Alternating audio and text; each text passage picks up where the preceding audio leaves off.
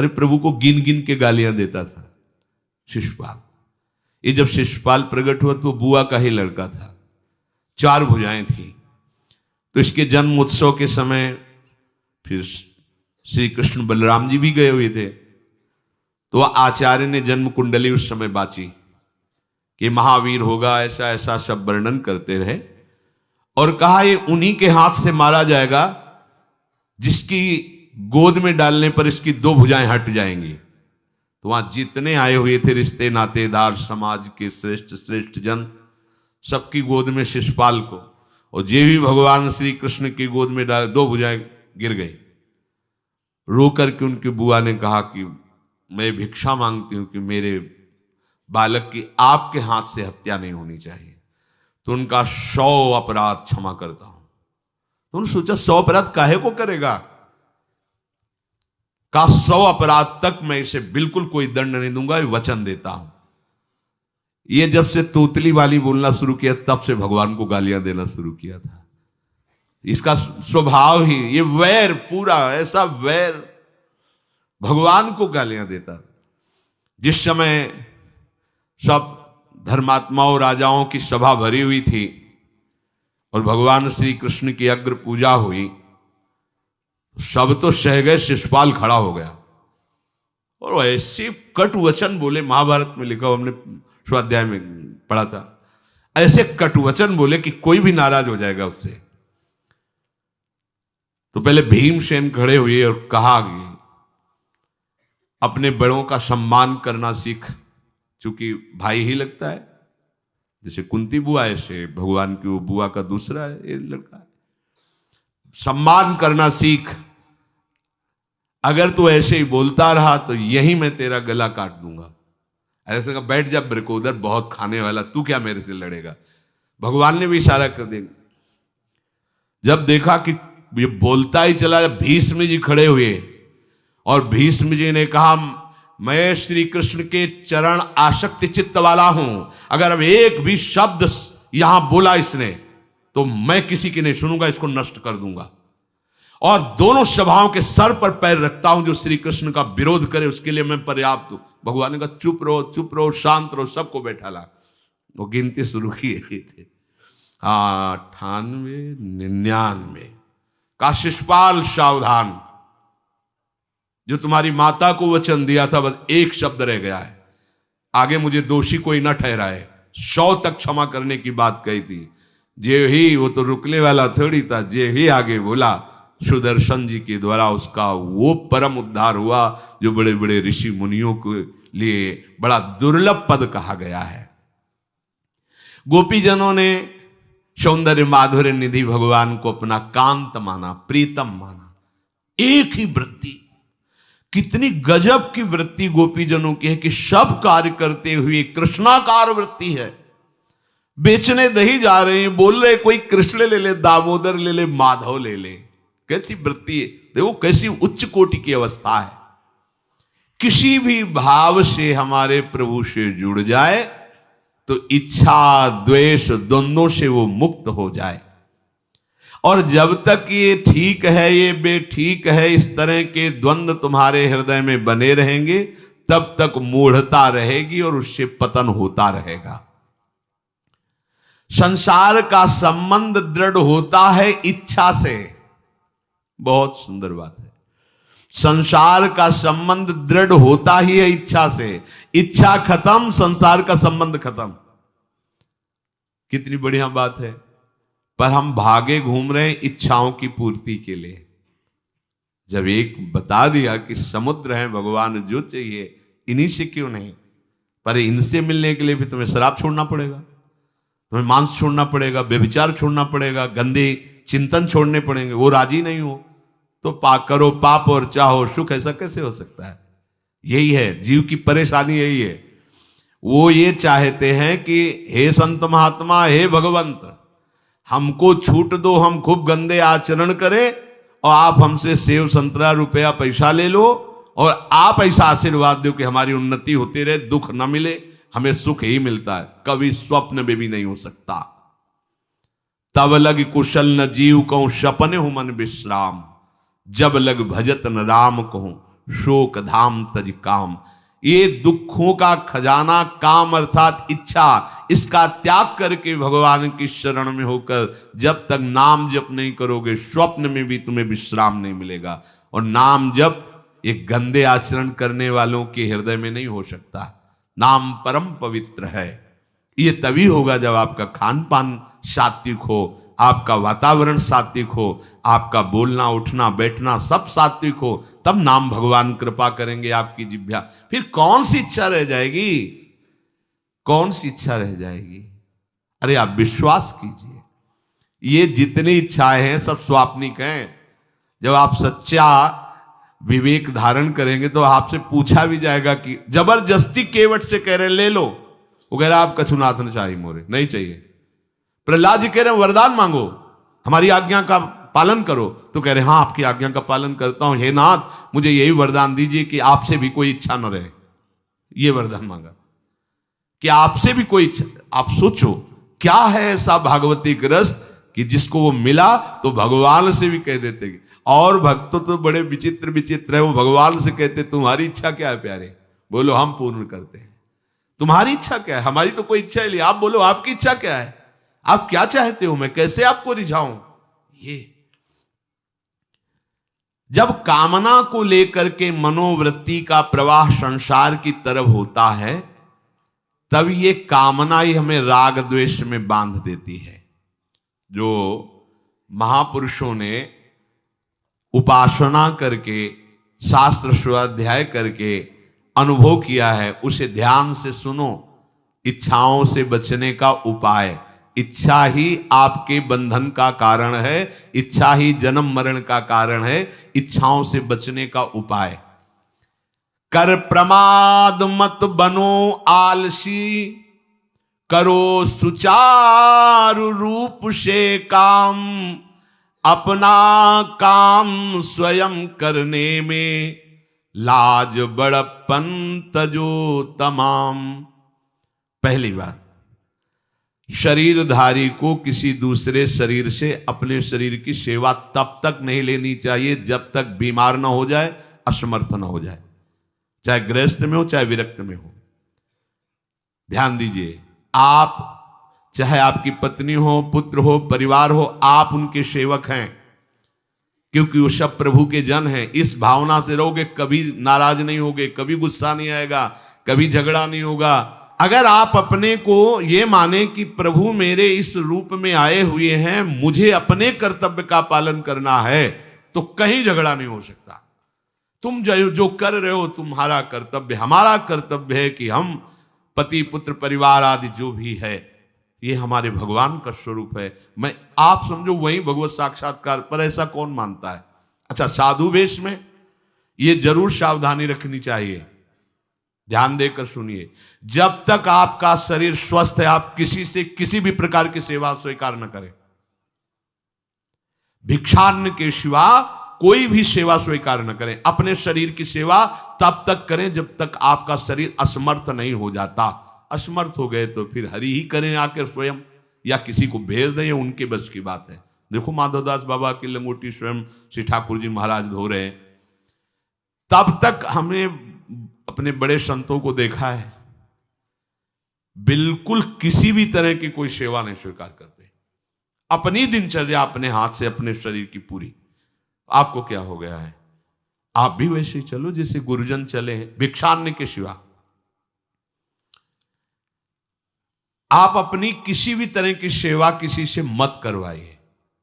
आप देखो इच्छाओं का दमन होना शुरू हो जाएगा, यहीं से इच्छाओं का दमन शुरू हो जाता है। आप सच्ची मानिए, ये जो आप शरीर सुख की आकांक्षा से दूसरे से सुख लेने की इच्छा करते हैं, यही तुम्हारे बंधन का कारण है, यही तुम्हारी दुर्गति, यही तुम्हारी कमजोरी है। जब तक शरीर स्वस्थ रहे, किसी से किसी भी तरह की सेवा मत लो, और अधिक से अधिक सेवा करने का भाव रखो।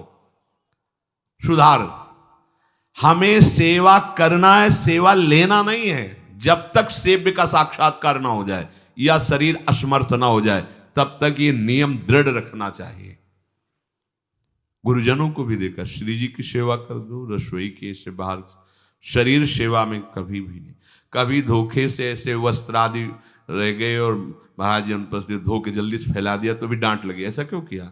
नहीं रखे थे महाराज जी, हमने ऐसा कर दिया। नहीं, जब तक हम कहें नहीं तब तक नहीं। आज भी सरकार अपने ही हाथ से श्री जी को भोग लगा के ही, सब हैं पर वो अपने ही हाथ से 2 रोटी भोग बना के। देखो बुजुर्ग संतों को, बड़े महापुरुषों को हमने देखा है अपने शरीर, जब तक शरीर में सामर्थ्य है तब तक, ये महापुरुषों का आदेश है, अपना काम स्वयं करने में लाज बड़प्पन तजो तमाम।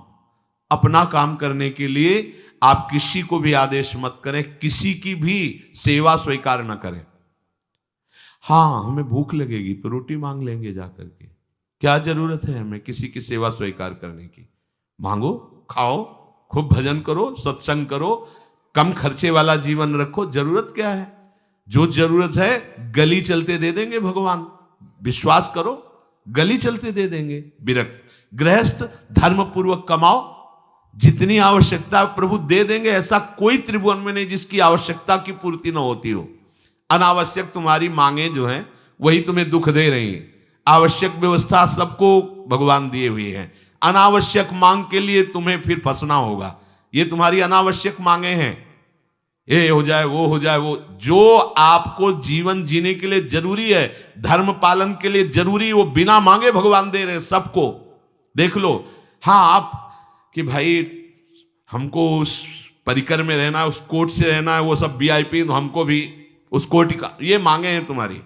तुम्हारा प्रारब्ध जितना है उतना तुम्हें मिलेगा, जो आवश्यक है वो तुम्हें मिलेगा। अनावश्यक मांगे करोगे फंसोगे, अधर्म में कूदना पड़ेगा तुम्हें। हाथ पैर सब साधन प्रभु ने दिए, दया कर तुम्हें समान, फिर क्यों उनसे काम न लेते, क्यों रखते हो झूठी शान। तुम्हारी सेवा के लिए तुम्हारे पास हाथ है, तुम्हारे चरण है, तुम्हें बुद्धि दी है, दूसरे से क्यों सेवा स्वीकार करते हो? प्रभु ने दया करके उद्धार के लिए तुम्हारे पास पूरी सामग्री दे दी, उसका प्रयोग करो। तन मन दोनों का हित करता, निश्चय शारीरिक श्रम युक्त।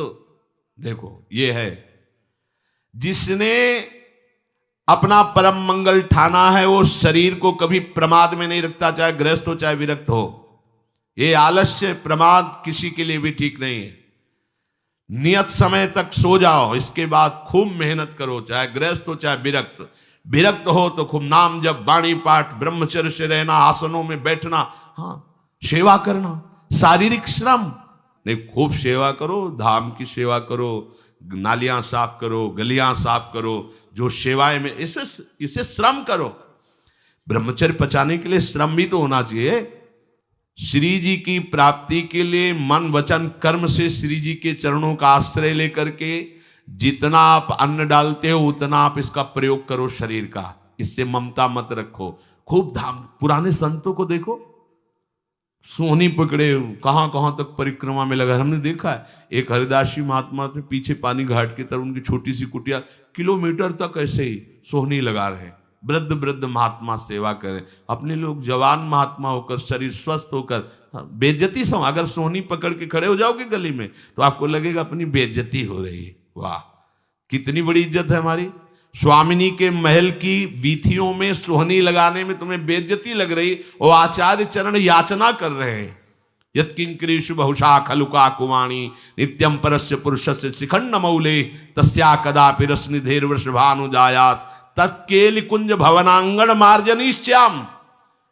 लाडली जो ऐसी कृपा करो कि आपके वृंदावन धाम में कहीं सोहनी लगाने वाली, पोछा लगाने वाली मैं बन जाऊं। मांग रहे हैं। एक से कहा भैया चाहे जितना बुरा प्रारब्ध हो, यहां जो भगत आते हैं उनके जूते साफ कर दिया करो, प्रारब्ध खत्म हो जाएगा।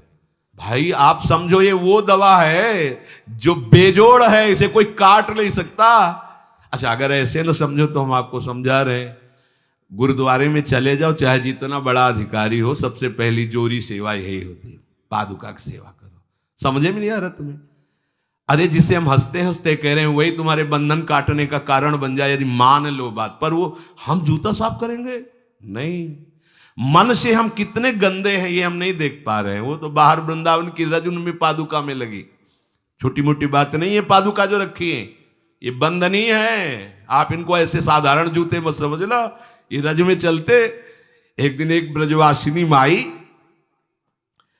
रोटी रखे, उसके ऊपर पादुका रखे, एक हाथ में लाला लिए और एक हाथ में जल का ऐसे लिए जा रहे, उनका अभ्यास ऐसा। अब पादुका पहन के चलने में परेशानी होती थी, तो कोई एक संत थे और बाहर से आए हुए थे, तो हंस दिए हैं, कैसे बावरी रोटी के ऊपर जूता लगा। ऐसे मतलब कितने साल हो गए ब्रजवास करते हुए, वह कई वर्ष हो गए। अरे वो जूती नहीं है जो साधारण जूती है, वृंदावन बरसाने की रज लगी हुई, इसमें ये रज लगी हुई है, तुझे रज नहीं दिखाई दे रही, जूती दिखाई दे, क्या ब्रजवास कर रहा है, डांट के चल दी। ये समझो, हम कहें कि जूती साफ करो तो हम जूती साफ करेंगे, और ये है कौन सी जूती साफ में, क्या रज है। वृंदावन बरसाने सब जगह घूमते रहते हैं ये महाभागवत जन। अगर इनकी ये गृहस्थ विरक्त मत देखो, सब लाडली जी के लाडले हैं जो यहाँ आए हुए हैं। अगर हम उनकी पादुका साफ करेंगे तो हमारा हृदय साफ हो जाएगा, पर कोई मानता कहाँ है। अपनी सेवा स्वयं करो और दूसरे की सेवा मिल जाए तो जैसे लोभी आदमी के सामने धन फेंक दे तो कैसे भागता है, ऐसे आपको होड़ लगनी चाहिए कि ये आदमी इतना न कर पाए जितना हम सेवा करें। परमार्थ में शरीर पोषण नहीं, परमार्थ में शरीर की धज्जियां उड़ानी है, अहंकार की, देहाभिमान की। राखे अपने को सदा भगवत सुमिरन लीन, सुने न जग के दोष गुण, करे न चित्त मलिन।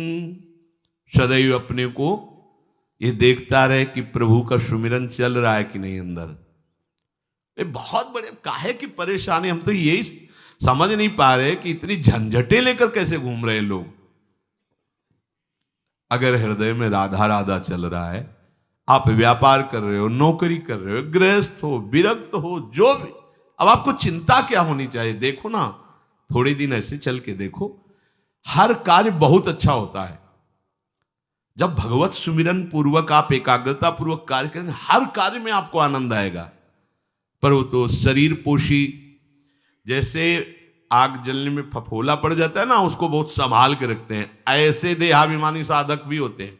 कोई कोई इतना शरीर को सजा के, इतना संभाल के कि लगता है यही भगवत प्राप्ति है इनकी, कि इनके शरीर बिल्कुल ऐसे नहीं। संतों ने देखो ना कैसे अपने शरीर के राग का त्याग किया है, गुरुजनों की आज्ञा में तत्पर होकर धज्जियां उड़ा दी देहाभिमान की, तब उनको परम पद प्राप्त हुआ है। अपने शरीर का राग रखने वाला परमार्थ में कैसे चल सकता है। कब तक फंसे रहोगे विषयासक्ति वासना में हो दीन, अरे कब तक मन में भरे रखोगे दुर्विचार दुर्भाव मलिन। जिन भोगों के लिए हो रहे तुम लालायित सुखमय जान, यही घोर दुख उपजाएंगे, बढ़ जाएगा अज्ञान। इसलिए छोड़ो सब आशा ममता आसक्ति कामना मद अभिमान, एकमात्र शरणागत होकर भजो निरंतर राधे श्याम। प्रभु की आसक्ति हृदय में धारण करो। यही समझ में नहीं आता। चले हो राग त्यागने के लिए, पोषण कर रहे हो शरीर राग का, कैसे बात बने। चलो कोई विषय संसारी है तो लगता है अभी बेचारा है। आप लोग बेचारों की लाइन में थोड़ी हो, आप लोग बेचारों की लाइन में नहीं हो। आप जितने भी, चाहे गृहस्थ हो चाहे विरक्त हो, धाम आ गए हो, दीक्षा ले ली है, शास्त्र स्वाध्याय करते हो, सत्संग, आप बेचारे हो, आप भगवत पार्षद हो। पर आप अपने स्वरूप को समझो, ये अंदर की बातें सुधारो। आगे कह रहे हैं कि सुने न जग के दोष गुण, करे न चित्त मलिन। अपने भगवत चिंतन में मगन रहो। कोई तुम्हें यदि किसी की निंदा आदि सुनाने लगे तो उसे मत सुनो। पूछे कछु कछुए कहे, को आए के पास, सुन ले कछु बोले नहीं, सब ते रहे उदास। पर निंदा पर दोष के कथन सुनन में लोग, जो आनंद अनुभव करें तो लहे नरक के भोग। तुम्हारे पास आकर कोई तुम्हें दूसरे की निंदा सुना रहा है और अगर तुम्हें हर्ष हो रहा है, कैसी बात, कोई नामदाता सदगुरु की निंदा करे, तुम सुन लिए, कैसे तुम्हारे इस पाप का प्रायश्चित होगा? सुनने और कहने वाले दोनों को एक ही दंड मिलता है बराबर। तुम अपने गुरुदेव की निंदा सुन ली, तुम अपने आराध्य देव की अवहेलना की बात सुन ली। उपासना नहीं है, कहीं देहाभिमान है कि हम तो गुरु श्रेष्ठ है ना, गुरु जी की निंदा होती हमारी वंदना हो रही। परिणाम में लड्डू मिलेगा, खा लेना, परिणाम पक्का। पर निंदा के कीते आवत नहीं कछु हाथ, मूरख पर्वत पाप को ले चल अपने साथ। वैष्णव निंदा, भक्त निंदा, गुरु निंदा, ये तो बहुत ही भयानक है। भक्तन निंदा अति बुरी भूल करे जिन कोय, किए सुकृत बहु जन्म के क्षण में डारे खोए। कह रहे जो दूसरे की निंदा सुनने में आनंद का अनुभव करता है उसको भोग मिलेगा। काहे का? बोले नरक का भोग मिलेगा। इसलिए जो तुम्हें ऐसी बातें सुनाने के लिए उत्साहित हो उनसे उदासीन रहो, अर्थात उनसे कोई परिचय नहीं, कोई अपनापन नहीं। हाथ जोड़कर कह दे कि आज तो आप कृपा करके आ गए हो, आगे कृपा करके कभी मत आना। नहीं, आज हम आपका स्वागत नहीं कर रहे, आगे स्वागत करेंगे तो आप सह नहीं पाओगे, इसलिए आप कृपा करके आगे मत आना। हम आपके पास गए नहीं, आप आकर हमारे गुरु की, हमारे इष्ट की अवहेलना की बात करोगे तो आज क्षमा करते हैं, चले जाइए, दोबारा मत आना। चाहे वो कोई भी हो, तुम्हारी निष्ठा में इतनी ताकत है वो झुक जाएगा, उसकी सामर्थ्य नहीं कि वो आगे आ जाए। अगर हमारे कोई इष्ट की, आचार्य की या किसी भी नाम जापक की कोई निंदा करता है, हम सुनते हैं और उससे सुख मानते हैं, तो कह रहे हैं उसको नरक का भोग मिलेगा।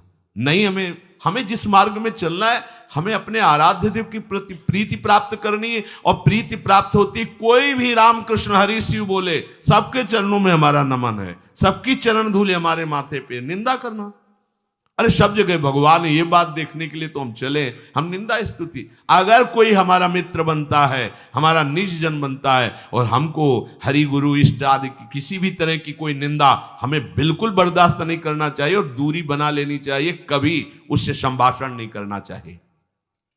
कहे न अपनी बात कछु, सुने न पर की बात, एक निष्ठ प्रभु में रहे, बसो सदा दिन रात। अपने हृदय की भक्ति की बात सहसा किसी से ना कहे और ना किसी की बात सुने, क्योंकि हमें अपनी आचार्य निष्ठा, गुरु निष्ठा से चलना है। आप अपनी निष्ठा से चल रहे हो, हमारे काम की है नहीं, क्योंकि अब हम बदलने वाले हैं नहीं, तो तुम्हारी निष्ठा से हमें कोई परिवर्तन होने वाला नहीं। और हम अपनी निष्ठा के बाद तुमसे इसलिए नहीं कहेंगे कि वो तो इष्ट मिले और मन मिले, मिले भजन रस रीति, तब वो बात कहनी चाहिए, ऐसा किसी से नहीं। तो क्या करे, एक निष्ठ होकर अपने आराध्य देव में दिन रात लगा रहे। ये बहुत जगह जाना, बहुत लोगों से व्यवहार करना, ये सब भजन में बाधक बात है। समिट जाओ, अपनी लाडली लाल को दुलार करो, नाम जप करो, धाम वास करो, बहुत जो है, हाँ, दर्शन कर आओ। नहीं, एकांत वास करो, प्रभु खुद आके दर्शन दे देंगे, मान लो विश्वास।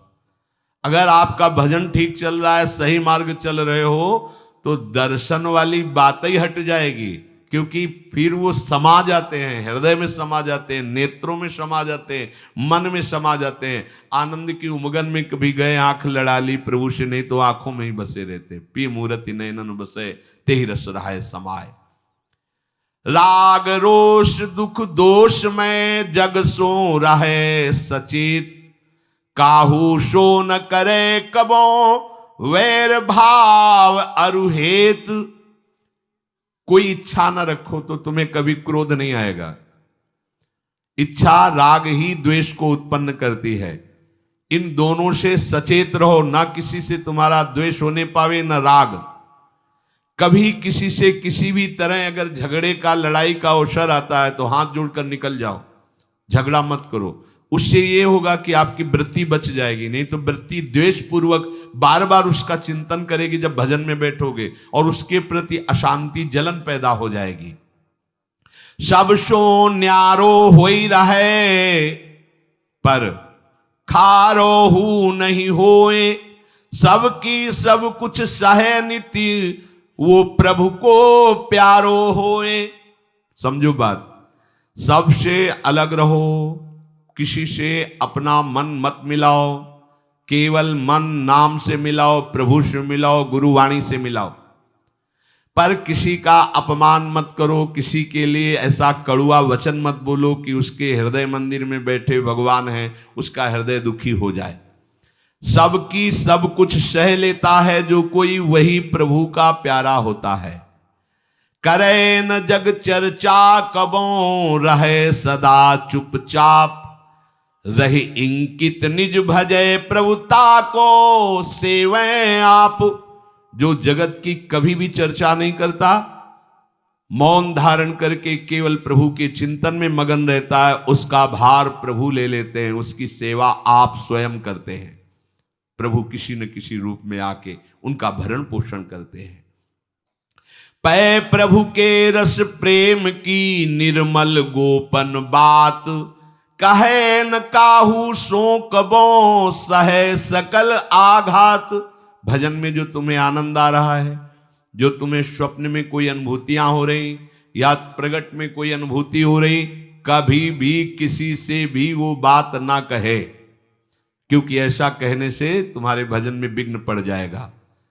सारी की सारी बातें पचा लो। जैसे तुम गुप्त रूप से गलतियां करते हो, कभी नहीं बोलते हो, लेकिन कोई भी भागवती की अनुभूति छोटी सी भी होगी तो सभा में बोलने का मन होगा, क्योंकि उससे हमारी प्रशंसा होगी, अहंकार का पोषण होगा। बिल्कुल नहीं। भजन संबंधी कोई भी आनंद की बात, कोई भी भगवदानंद अनुभूति कभी किसी से न कहे, एकदम छुपा जाए। अगर कोई ऐसा कि हमने तो ऐसे लक्षण आप में देखे, हाँ नहीं ये तो ऐसे ही तुम्हें यहाँ हंसुआ, हमारे अंदर ऐसा कुछ नहीं। कोई भी भागवतिक वृत्ति कहीं अपने में आरोपित करके प्रदर्शन का कार्य न कर दे। सह न सके पिय की तनिक निंदा, जो कहूं होए सहज त्याग सर्वस्व करी, डारे निज को खोए। यदि अपने आराध्य देव की कोई निंदा कर रहा हो तो वहां सहन न करे। सही न सके पिय की तनिक निंदा, जो कहूं हो। संत शंभु श्री पद अपवादा, कही सुनी तास मर्यादा, काटी जीव तासु जो बसाई, श्रवण मुनि न चले पर आई। यदि हमारे कोई आराध्य देव गुरुदेव की निंदा कर रहा है, ताकत हो तो उसकी जबान बंद कर दे, नहीं तो कान में अंगुली डाले उठ के चल दे, दोबारा उसका कभी चेहरा न देखे। भरत जी ने माता कैकेयी से कहा कि आपने हमें निमित्त बनाकर 14 वर्ष का वनवास भगवान श्री राम को दिया, इसलिए आज के बाद में कभी तुम्हें मां नहीं कहूंगा, पापिनी कभी तेरा मुख नहीं देखूंगा।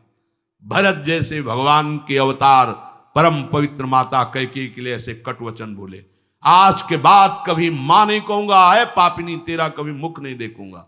ये जो हमारे इष्ट की निंदा कर दे, हमारे गुरुदेव की निंदा कर दे, हम उसे आदर देंगे, हम उसको बात सुनने के लिए बैठा लेंगे। हाँ और बाओ, हमें और गंदा करो।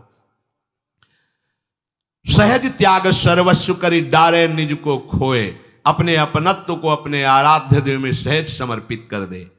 या जग में जाके हृदय ऐसो प्रेम समाए, हरिता को अति चाव सो रखें सदा अपनाए।